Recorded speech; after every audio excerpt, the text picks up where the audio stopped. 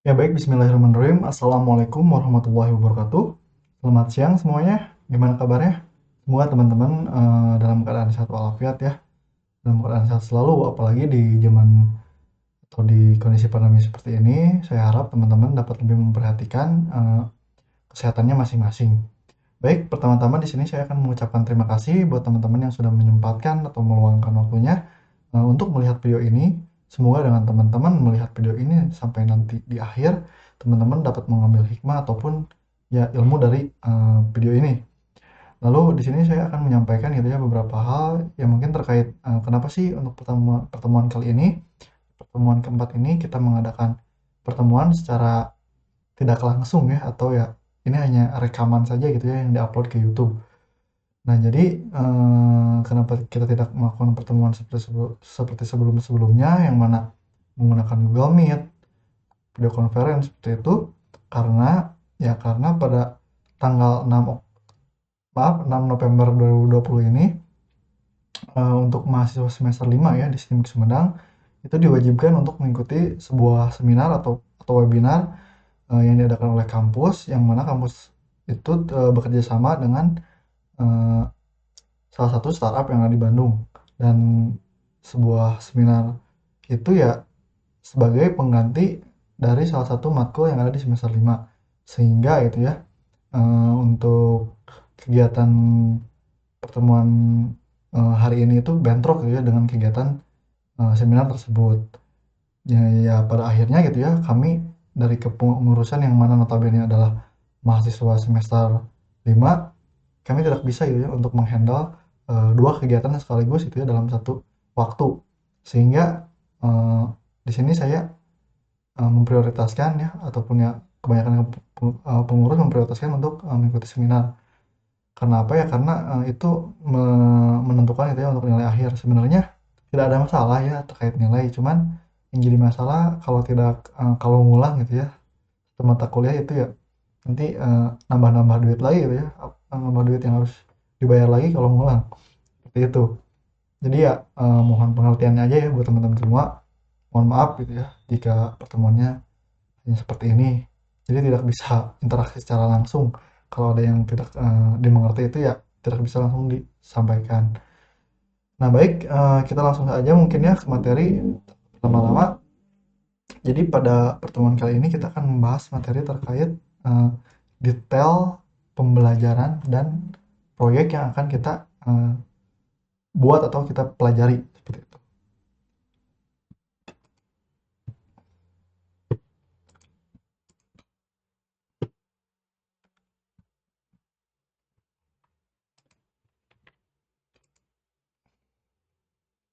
Nah baik, jadi judul materinya adalah detail pembelajaran dan proyek. Kita langsung saja. Slide pertama, learning by doing. Apa sih learning by doing? Kok tiba-tiba jadi learning by doing? Nah jadi learning by doing itu adalah sebuah teori atau metode pembelajaran yang dimana untuk mempelajari sesuatu, orang tidak perlu mempelajari banyak hal. Dalam melakukan atau mempelajari sesuatu yang ia hendaki, ia hanya akan mempelajari apa yang ia butuhkan, sehingga dapat dengan cepat dan tepat dalam menguasai hal yang ia pelajari tersebut. Nah, jadi di tahun ngoding ini kita akan menerapkan konsep learning by doing untuk pembelajarannya. Karena apa? Karena ya banyak manfaatnya sih, salah satunya adalah dengan kita menerapkan konsepan ini, eee, proses belajar kita saya rasa akan lebih cepat dan akan lebih mudah gitu ya, akan lebih mudah. Karena apa ya? Karena kita belajar langsung gitu ya, langsung terjun ke proyek. Kita, kita akan belajar dari situ gitu ya. Saya tahu gitu ya, saya ngerti, mungkin di sini tidak semua orang mempunyai basic terkait pemrograman itu sendiri.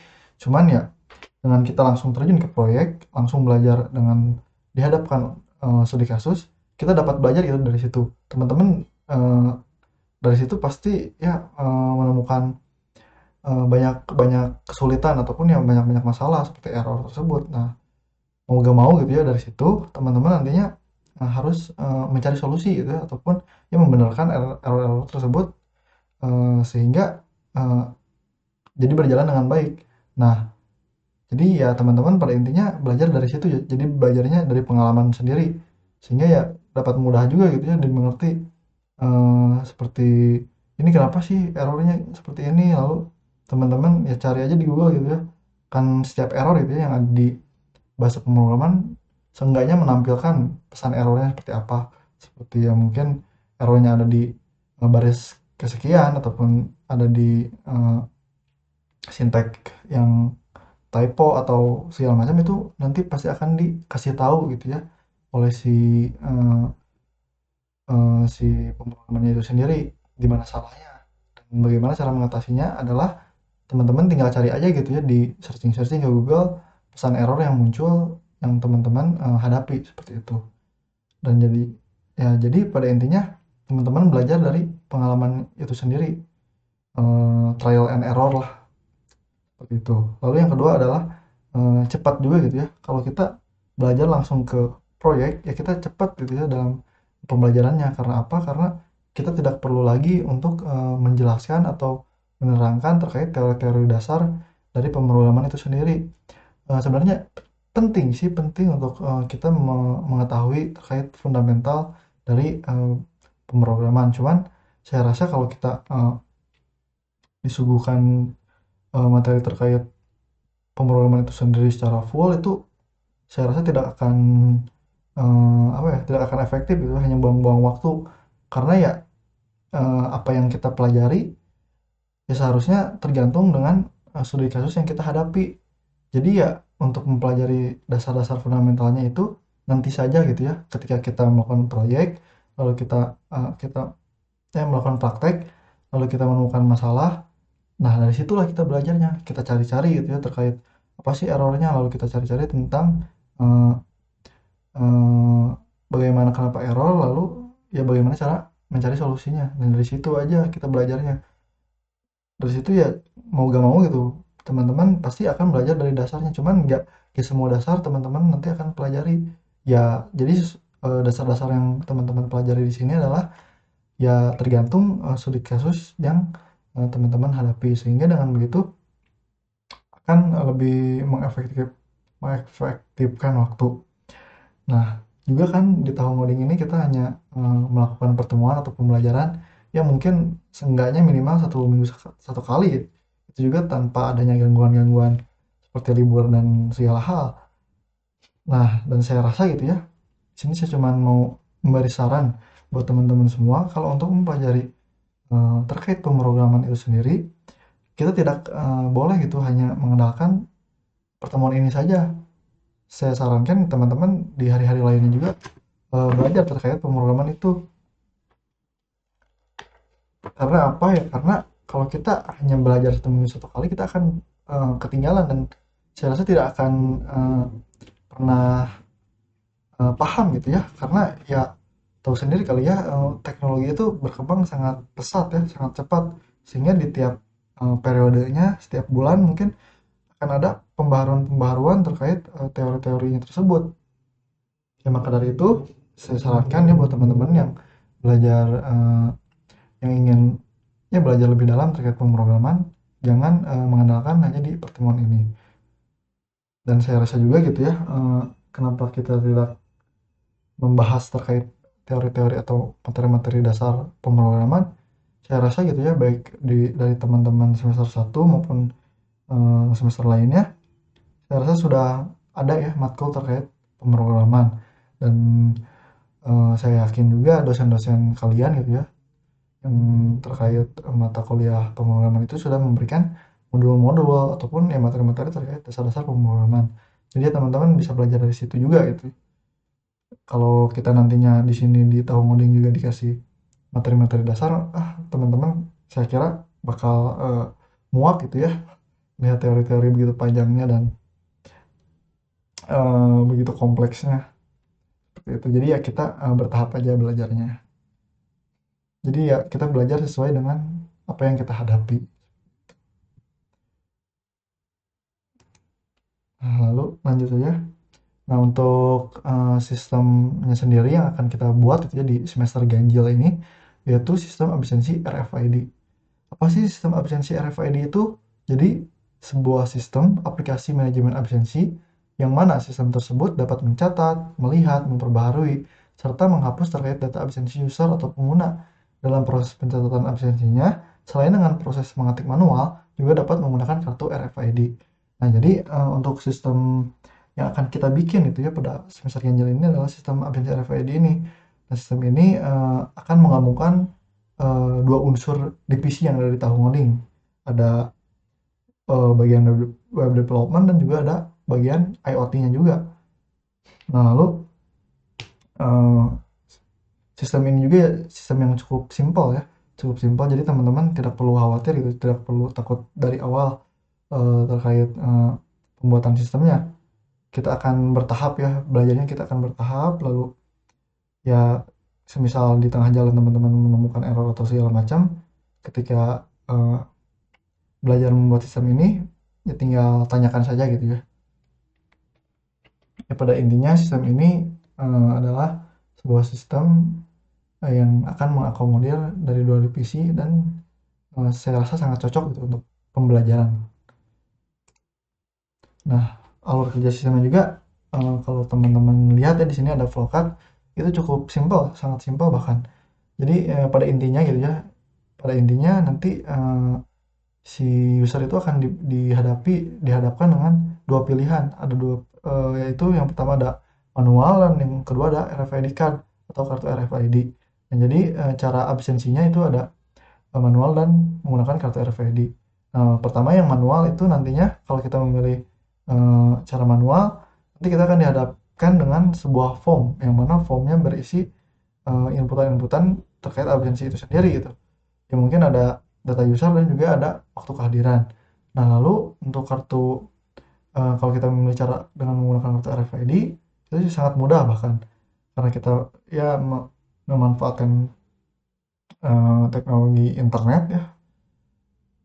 Kita nantinya hanya tinggal men-tap kartu RFID ke RFID reader. Jadi kartu tinggal ditempelkan saja dan itu sudah merekam gitu. Sudah merekam si user apa yang absen dan waktu kehadirannya seperti itu. Dan jadi dari kedua cara ini baik manual maupun RFID card nantinya akan terekam gitu ya si datanya tersebut ke database. Ya mungkin sesimpel itu gitu ya untuk alur kerja sistemnya. Jadi ya benar-benar sangat cocok gitu ya untuk pembelajaran daripada kita langsung ke hal-hal yang kompleks ataupun yang cukup apa ya, cukup sulit yang mungkin nantinya malah kalau dipaksakan malah bikin pusing teman-teman dan bikin muak juga gitu ya. Baik, langsung saja. Ini adalah rancangan database-nya. Nah, untuk rancangan database-nya itu sendiri juga cukup simpel ya. Cuma ada dua tabel. Yang pertama ada tabel users, yang kedua ada tabel attendance atau kehadiran.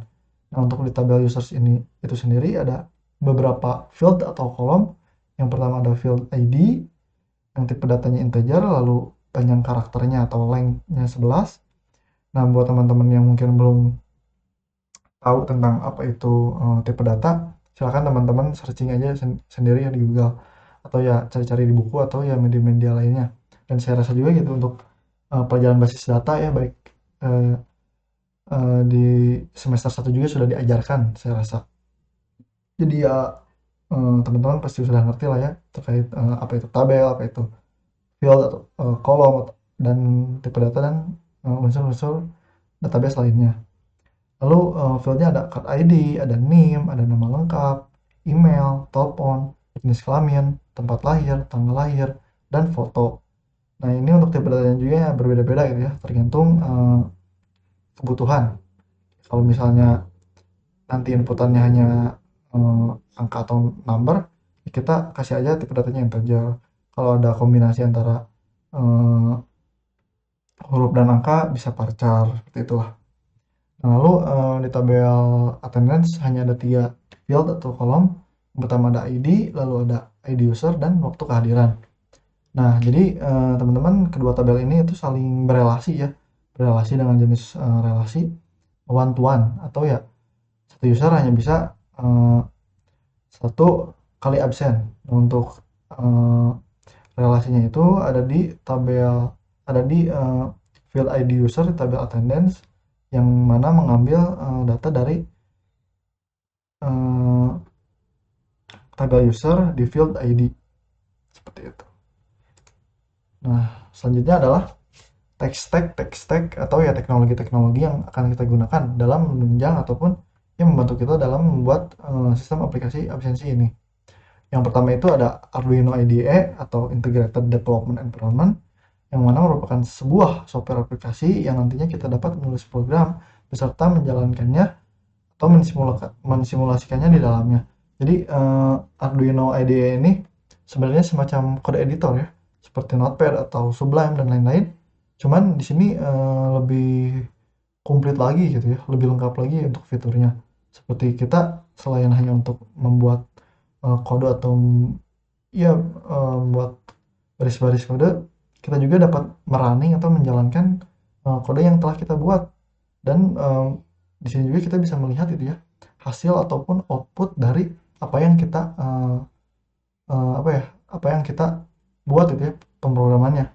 Nah juga selain itu ada fitur yang lainnya gitu ya. Kalau di IDE ini ada seperti ya kita dapat menemukan bug ataupun ya kesalahan-kesalahan seperti kesalahan pengetikan atau ya emang kesalahan sintaks gitu ya, kesalahan dari penerapan variabel segala macam. Itu bisa kalau di Arduino IDE ini dapat kita ketahui dengan cepat gitu ya, karena nanti akan diberitahu oleh si aplikasi tersebut di mana salahnya, lalu ya mungkin nanti ada tanda-tanda warna merah yang menunjukkan kesalahan pengetikan ataupun ya kesalahan eh, dari apa yang kita eh, terapkan gitu ya. Ya mungkin kalau teman-teman tahu gitu ya, kalau mau dibandingin eh, aplikasi semacam ini itu ada gitu ya di lainnya. Itu kalau teman-teman sudah belajar Java ya, pasti teman-teman sudah dihadapkan dengan sebuah software yang namanya NetBeans. Nah jadi teman-teman yang sudah pernah atau tahu atau pernah nyoba NetBeans ya mungkin tidak akan kesulitan lah ya dengan menggunakan Arduino ini, karena ya konsepnya tidak beda jauh gitu ya, sama-sama IDE seperti itu. Cuman ya kalau Arduino ini fokus ke bahasa pemrograman Arduino, kalau NetBeans itu ya bisa apa saja. Nah selanjutnya adalah komponen-komponen. Jadi untuk komponen-komponennya ini adalah komponen-komponen elektronika ya, yang dimana komponen tersebut yang dapat itu eh, yang dapat kita terapkan sehingga menciptakan konsep IoT. Yang pertama itu ada microcontroller. Nah, teman-teman yang belum tahu microcontroller, silahkan searching-searching aja dulu ya di Google, cari tahu apa itu microcontroller. Ya, secara singkat mungkin microcontroller ini adalah sebuah komputer kecil ya, yang mana di dalamnya terdapat beberapa komponen komputer juga gitu ya, tapi dengan versi mininya seperti prosesor, adapun memori, serta slot input output. Nah, untuk pada kasus ini kita akan menggunakan non MCU untuk microcontrollernya. Teman-teman bisa lihat ya di foto sebelah ini, yang warna hitam ini adalah non MCU. Lalu yang kedua adalah kabel kabel jumper. Nah, kabel jumper ini berfungsi untuk menghubungkan antara si breadboard dengan si microcontroller. Lalu di sini jenisnya adalah male to male. Yang mana male to male ini eh, kabelnya di kedua sisi kabelnya itu terdapat sebuah kawat yang menonjol seperti pada gambar di samping ini. Yang nantinya si kawat-kawat ini akan dimasukkan gitu ya di slot-slot yang ada di microcontroller, dan dimasukkan juga di slot-slot yang ada di breadboard. Nah, lalu ada RFID card. Nah, RFID card ini adalah sebuah kartu ya, kalau kita lihat sekilas itu ya emang seperti kartu biasa. Cuman kalau kita sudah pegang dan ya kita raba-raba, itu akan terasa gitu ya bedanya. Di kartu ini akan lebih licin dan lebih tebal. Karena ya di dalam kartu ini menyimpan sebuah data ya, yaitu random string atau ya unique unique string, yang mana kalau teman-teman pengen nyoba atau pengen ya coba megang gitu ya, teman-teman di sini pasti sudah 17 tahun ke atas lah ya, dan teman-teman pasti sudah punya KTP semua. Nah itulah gitu salah satu jenis RFID, salah satu jenis kartu RFID itu ya ada di KTP. Nah lalu RFID card, RFID card ini adalah sebuah komponen yang dapat membaca. Nah jadi ketika kita punya sebuah kartu RFID kan itu blank ya, maksudnya nggak ada nggak ada nomor, nggak ada warna gitu kalau di luarnya. Ketika kita menggunakan si RFID reader ini, nanti si apa yang ada di dalam kartu itu dapat terbaca gitu ya, baik itu number maupun yang lainnya. Nah juga dengan RFID reader ini nantinya akan apa ya, melakukan aksi sesuai request yang kita bikin di bahasa pemrograman. Jadi semisal kita tap kartu, nanti aksinya bagaimana itu yang memproses si RFID reader ini, seperti itu. Jadi selanjutnya adalah breadboard. Breadboard ini ya sebenarnya hanya untuk casing lah ya, casing sebagai tempat penyimpanan saja gitu. Nah lalu selanjutnya ada PHP-MyAdmin. Jadi PHP-MyAdmin adalah sebuah software gratis berbasis scripting language PHP yang bertujuan untuk memudahkan kita mengelola database MySQL. Nah jadi si PHP-MyAdmin ini nanti kita gunakan untuk mengelola database kita atau basis data kita, yang mana kalau secara normalnya gitu kita mengelola database itu ya harus melalui eh, terminal, yang mana kalau kita mengetikkan sesuatu di terminal itu ya sangat susah lah ya, dan tampilannya pun ya cukup tidak tidak gampang dipahami. Berbeda dengan si PHP admin ini, si software atau aplikasi ini ya eh, sudah berbentuk ya, pada intinya si tampilannya, user interface-nya itu ya sangat user friendly, sehingga dapat memudahkan kita dalam mengoperasikan aplikasi tersebut. Yang mana saya rasa tanpa kita membaca buku panduan ataupun manual book itu sendiri, kita dapat langsung bisa memahami bagaimana cara kerja si PHP-MyAdmin itu sendiri. Nah baik, selanjutnya ada Laragon ya. Laragon adalah Universal Development Environment, portable, terisolasi, cepat, dan kuat untuk PHP, Node.js, Python, Java, Go, dan Ruby. Aplikasi ini cepat, ringan, dan mudah digunakan. Aplikasi ini juga sangat bagus untuk membangun dan mengelola aplikasi web modern. Ini berfokus pada kinerja yang dirancang dengan stabilitas, kesederhanaan, fleksibilitas, dan kebebasan. Nah, jadi teman-teman, Laragon ini adalah semacam atau ya emang web server ya, yang mana kalau sekarang ini yang banyak digunakan itu adalah XAMPP atau SAM. Nah cuman kenapa kita menggunakan Laragon, kenapa tidak SAM, karena di Laragon ini ada beberapa fitur ya, ada beberapa fitur yang dapat membantu kita dalam proses pembuatan si sistem aplikasi ini. Jadi ya kembali lagi gitu ya, seperti yang saya bilang, kita menggunakan suatu teknologi itu ya tergantung dengan studi kasus apa yang akan kita hadapi. Jangan kita memaksakan menggunakan uh, suatu web server, jangan kita memaksa menggunakan sebuah teknologi yang mana teknologi tersebut tidak bisa gitu ya, atau tidak sinkron kalau digunakan uh, dalam proses pembuatan di studi kasus yang lain. Ya pada intinya ya sesuai apa yang kita gunakan disesuaikan dengan apa yang kita hadapi. Ya di sini bukan berarti kita tidak bisa menggunakan SEM ya untuk pembelajarannya, cuman lebih baik kita menggunakan Laragon agar agar ya lebih cepat eh, prosesnya, dan apa ya, pengoperasiannya juga lebih mudah dipahami lah untuk Laragon ini. Apalagi nantinya kita akan menggunakan framework PHP Laravel ya, jadi sinkron lah kalau kita nantinya menggunakan web server Laragon ini. Nah jadi Laragon ini ya pada intinya ya web server yang dapat merunning bahasa-bahasa pemrograman gitu, salah satunya PHP, yang mana kalau kita tidak menggunakan web server dalam menjalankan PHP, nantinya bakal tidak akan eh, hasilnya atau outputnya ya akan error gitu ya, seperti itu. Nah, lalu yang selanjutnya adalah Laravel. Jadi Laravel adalah salah satu framework PHP yang paling populer dan paling banyak digunakan di seluruh dunia dalam membangun aplikasi web mulai dari proyek kecil hingga besar. Framework ini banyak digunakan oleh web developer karena kinerja fitur dan skalabilitasnya. Nah, jadi dalam proses pembuatan dalam proses pembuatan sistem aplikasi efisiensi ini, kita membutuhkan itu ya yang namanya framework PHP. Ya, dalam kasus ini kita menggunakan Laravel.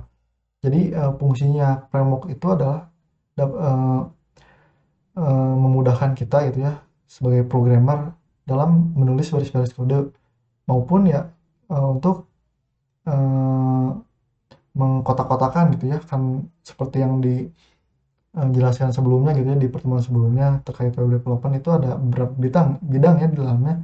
eh, di antaranya ada back end developer dan ada front end developer. Dengan framework PHP ini yang mana kebanyakan itu ya menggunakan konsep MVC, model view controller, nantinya dapat benar-benar mempermudah gitu ya pembagian pembagian eh, pembagian pembagian apa ya developnya, sehingga dengan begitu walaupun kita kerjasama dengan tim, kita tidak akan bentrok gitu ya dalam proses eh, pembuatan codingannya. Baik, selanjutnya adalah VS Code. Nah, jadi VS Code ini adalah sebuah text editor ringan dan handal yang dibuat oleh Microsoft untuk sistem aplikasi multi-platform. Artinya tersedia juga untuk versi Linux dan Mac dan Windows. Nah, baik teman-teman, sebelumnya di sini saya mau menjelaskan dulu ya. Mungkin tadi teman-teman mungkin ada yang bertanya terkait kenapa sih kita menggunakan Laravel, kenapa tidak framework PHP lainnya gitu ya. Karena yang pertama, kenapa Laravel? Karena Laravel gitu ya. Kalau dilihat gitu ya, kalau dilihat tutorial-tutorialnya di Google itu sudah sangat banyak, dan saya rasa buat pemula itu sangat benar-benar eh, dapat mudah lah ya dipelajari.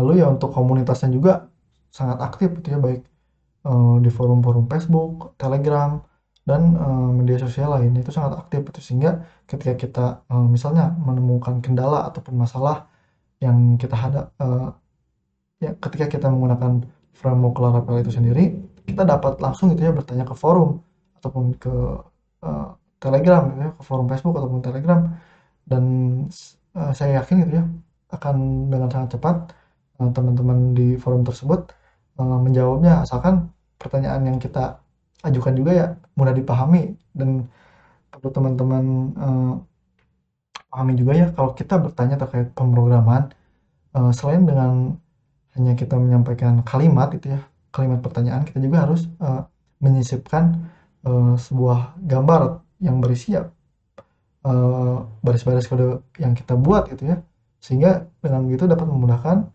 orang lain memahami apa sih yang menjadi kendala kita gitu. Nah, baik, kita balik lagi ke PS Code. Jadi PS Code ini adalah sebuah text editor ya, eh, open source, yang mana kita dapat menggunakannya secara gratis, yang ini ya disediakan oleh Microsoft gitu ya. Dan juga jangan khawatir, baik teman-teman yang menggunakan Linux, Mac ataupun Windows, teman-teman bisa menginstal si text editor ini. Nah, mungkin teman-teman juga bertanya gitu ya, kenapa PS Code, kenapa nggak yang lain?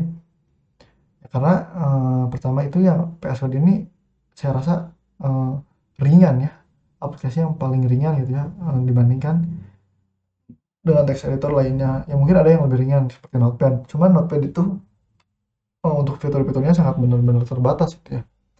Kalau mungkin dibandingkan dengan yang lain seperti Atom, ini jauh lebih ringan. Dan juga di PS Code ini plugin-pluginnya itu sangat lengkap gitu ya, lebih lengkap daripada text editor lainnya. Dan juga mungkin teman-teman bertanya, kenapa kita menggunakan dua kode editor berarti ya pada eh, pembuatan sistem aplikasi ini. Yang tadi sudah ada ya, sudah dijelaskan juga, ada Arduino sebagai text editor juga, lalu di sini ada PS Code. Nah, jadi teman-teman ada bedanya gitu ya terkait Arduino dan VS Code. Jadi untuk Arduino itu sendiri kita di sana kita hanya fokus terkait atau hanya bisa uh, membuat baris-baris kode pemrograman ya bahasa pemrograman Arduino gitu. Sedangkan di VS Code ini universal, PHP, HTML, segala macam itu bisa. Dan juga untuk VS Code ini lebih enak lah ya, lebih enak untuk apa? Untuk pindah-pindah foldernya, switching foldernya. Dan ya mungkin kalau di Arduino satu baris, maksudnya satu halaman bahasa pemrograman Arduino ya sudah cukup gitu ya. Berbeda dengan uh, ya jadi Arduino itu untuk IoT ya, pemrograman untuk IoT, nah berbeda dengan VS Code. Nah, untuk VS Code ini ya difokuskan untuk web development gitu ya, development, sehingga untuk membuat sebuah web itu tidak cukup gitu ya kalau kita hanya mempunyai satu halaman. Pasti gitu ya, kita membuat banyak berpuluh-puluh halaman dan beberapa folder seperti itu. Nah, ini adalah eh, beberapa persiapan yang harus teman-teman persiapkan sebelum terjun langsung nanti ke proyek atau ya praktek. Ada beberapa aplikasi dan library yang perlu teman-teman download dan install. Yang pertama ada Arduino, yang kedua ada Composer, yang ketiga ada Node.js, lalu Laragon, dan yang terakhir ada VS Code. Nah, ini beberapa aplikasi dan library ini uh, wajib teman-teman install ya terlebih dahulu sebelum kita terjun ke proyek. Dan kalau bisa gitu ya, kalau bisa setelah di download dan install, teman-teman coba aja gitu ya, coba aja gitu, gunakan dan operasikan gimana sih cara kerjanya aplikasi ini, gimana cara kerja aplikasi ini, sehingga nanti ketika terjun langsung di proyek teman-teman benar-benar tidak tidak benar-benar buta gitu ya, tidak tidak benar-benar blank terkait apa yang dihadapi seperti itu. Ya, dan juga teman-teman harus mempelajari dan pahami dasar-dasar tech stack yang akan digunakan dalam proyek ya. Seperti yang tadi gitu ya. Ada beberapa komponen juga ya seperti microcontroller dan eh, PHP admin, database seperti itu. Silakan teman-teman pelajari terlebih dahulu gitu ya. Pelajari terlebih dahulu ya lebih baik teman-teman langsung coba juga gitu ya, bagaimana cara menggunakannya. Ya supaya nantinya akan memudahkan teman-teman juga gitu ya dalam mengerjakan proyek yang akan datang. Nah, selanjutnya adalah teknis pengerjaannya.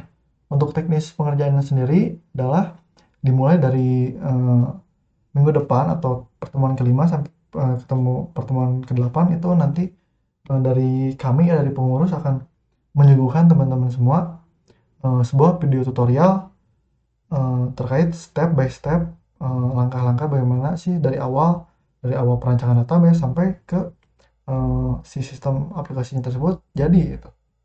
Sehingga dari sini saya harap teman-teman eh, dapat memperhatikan dan dapat mendapatkan gambarannya gitu. Nah, lalu untuk selanjutnya adalah di pertemuan 9 sampai 12 adalah praktek kelompok. Nah, jadi sebenarnya eh, pada pertemuan 5 sampai 8 itu ya teman-teman hanya melihat dan mempelajari. Nah, untuk prakteknya itu dikhususkan lagi gitu. Pada tanggal 9 sampai 12 pertemuan 9 sampai pertemuan 12 maaf. Dan itu prakteknya itu berkelompok karena apa? Karena ya eh, saya rasa itu ya dalam proses pembuatan sistemnya ini kita memerlukan beberapa komponen tambahan gitu ya yang tidak ada di sebuah laptop gitu ya. Jadi komponen-komponen ini adalah komponen-komponen eksternal ya seperti tadi microcontroller, microcontroller, microcontroller lalu eh, kartu RFID reader dan lain-lain.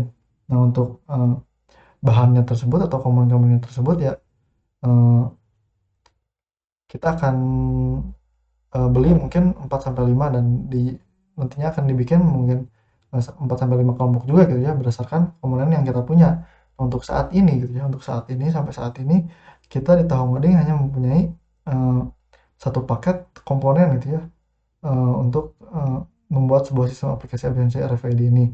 Nah, jadi Untuk sampai kita nanti ke praktek, saya harap teman-teman lebih memperhatikan lagi ya terkait uang kas gitu ya. Semoga teman-teman dapat membayar tepat waktu. Agar apa ya? Agar eh, pembelajaran kita juga, pembelajaran praktek pembelajaran kita akan lancar juga gitu, akan lancar dan akan dapat terlaksana juga jika komponennya sudah ada. Dan untuk komponennya sendiri sebenarnya itu untuk teman-teman juga gitu ya, hasilnya atau fungsinya, dan itu juga bisa menjadi amal jariah gitu ya. Karena apa ya? Karena tidak mungkin gitu ya, karena kita hanya menggunakannya hanya dalam satu kali, ini pasti akan berlanjut ke kepengurusan yang akan datang. Ya, maka dari itu kita di sini ya pada intinya ya urunan aja gitu ya, urunan untuk membuat untuk belajar bersama. Ya mungkin, nah jadi ya mungkin sekian ya materi yang bisa saya sampaikan. Bila mana nanti teman-teman punya pertanyaan-pertanyaan atau ya eh, ada yang kurang dimengerti gitu ya dari apa yang sudah saya paparkan dan sampaikan terkait materi tersebut, bisa teman-teman nantinya tanyakan saja gitu ya lewat grup WhatsApp, di grup WhatsApp tahu ngoding. Teman-teman gak perlu gengsi lah, gak perlu malu untuk bertanya, silahkan tanya saja, karena di sini kita sama-sama belajar, kita sama-sama ingin bisa gitu ya, kita sama-sama ingin eh, berkarya bersama. Ya pada intinya teman-teman gak perlu malu gitu ya, ataupun gak perlu gengsi. Jika memang ada yang tidak dimengerti ya silahkan tanyakan saja gitu, daripada nantinya teman-teman malah apa ya, menangkap maksud yang salah gitu ya dari apa yang saya paparkan, seperti itu. Ya mungkin di sini juga saya memohon maaf gitu ya bila mana ada eh, penjelasan-penjelasan atau pemaparan yang kurang bisa teman-teman mengerti, ataupun ada kesalahan-kesalahan kata dan kalimat. Semoga teman-teman dapat memaklumi. Ya wabillahi taufiq wal hidayah. Wassalamualaikum warahmatullahi wabarakatuh.